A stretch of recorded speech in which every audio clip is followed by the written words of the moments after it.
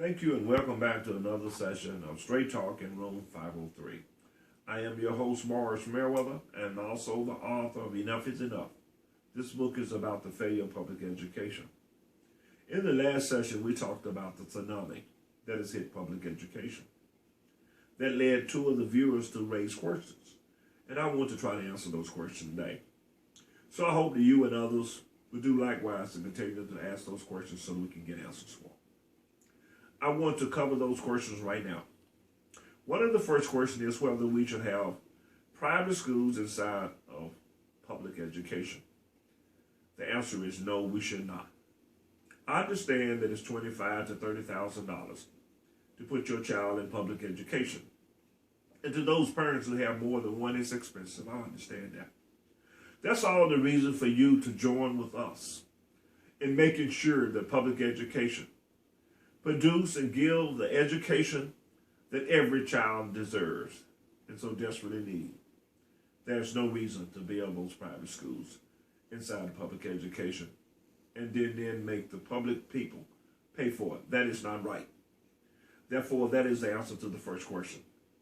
This same viewer says she had a child that was in one of those private schools, and that upon her investigating regular classes, that she found out it was much too loud. It was not conducive for children to be learning.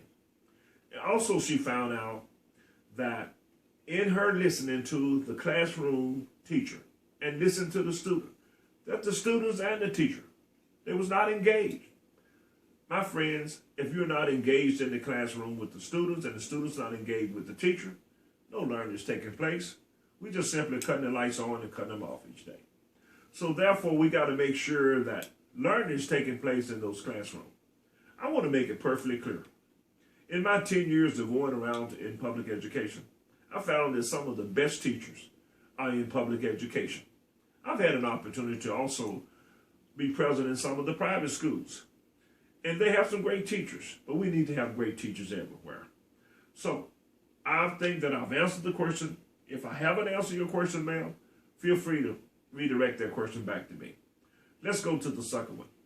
The second question that she was raising is about the achievers versus the underachievers. She's saying that there's always been a gap between the achievers and the underachievers. And ma'am, you're exactly right. But there's no reason to let the gap continue to widen. We got to close that gap. Well, how do we close that gap?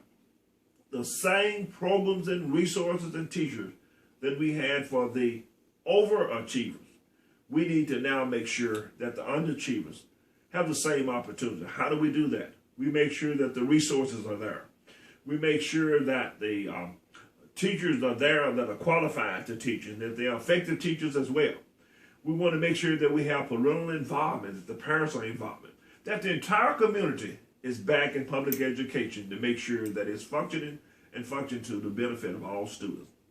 Therefore, those are the two questions that was asked. On next week, when we come back together, we will cover some additional topics. I have been your host of Straight Talk in Room 503, and I look forward to seeing you again, same place, YouTube, my Facebook page. Again, take care until we get back together.